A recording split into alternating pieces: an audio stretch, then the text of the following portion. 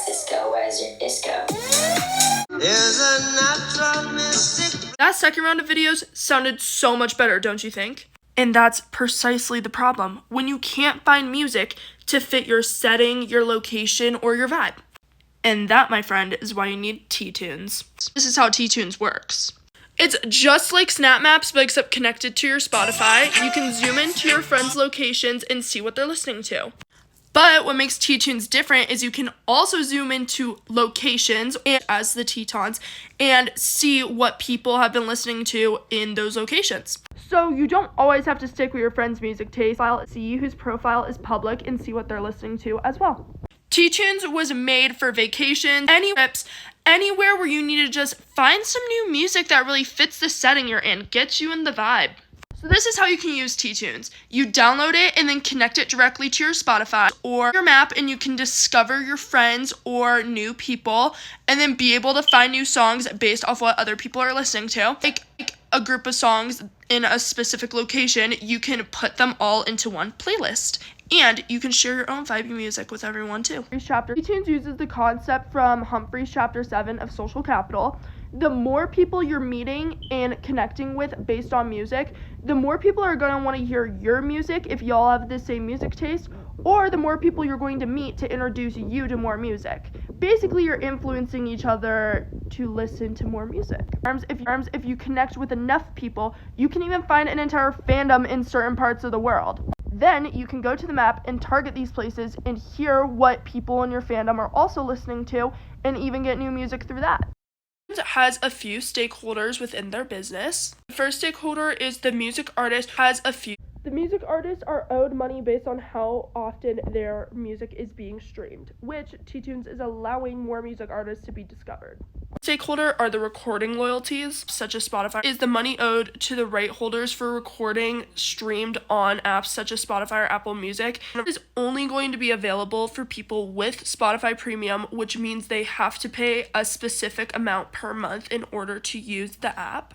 Also from Humphrey's Chapter 14 gives us a reason why we do need to pay these stakeholders fairly. It's the idea of ownership as a bundle of three main rights.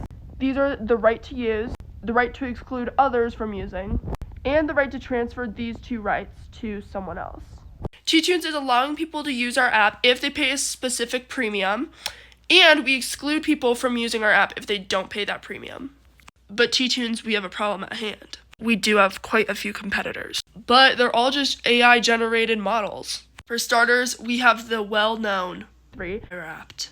During the last well-done Spotify Wrapped in 2023, users were giving a town or a city where their music taste was most related to. They called this feature Soundtown, and Spotify used two main factors in order to choose your town. They looked at your own most streamed artist of the year and where that artist was most streamed in the country. Examples were Berkeley, California, USA. This were three of the top artists that would give you Berkeley as the sound town. Our other competitor is also within the Spotify realm, and it is their new AI-generated playlists. These mood playlists are basically trying to capture a vibe within them. Here are some examples of the vibes that were given during Spotify Wrapped this year. I'm sorry, but I'm not sure what a pink Pilates princess roller skating pop moment is. T-Tunes doesn't need that silly stuff. These AI-generated playlists, Spotify lives in taking in data from collective behaviors and feelings rather than looking at genre or style.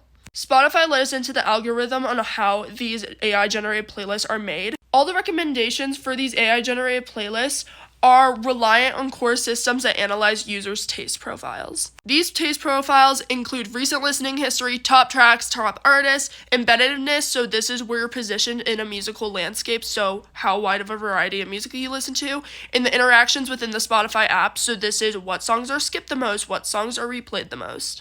These AI-generated playlists are creating social fragmentation, which is a concept from Filter World by Kyle Chaika. Social fragmentation is a breakdown of communal cultural experiences due to algorithmic feeds that prioritize personalized over shared content. And that's why T-Tunes is bringing you into more shared content. Because culture is meant to be communal, it's meant to be shared, and without a community, it loses some of its essential impact. Depended mostly on AI, and we saw how that went.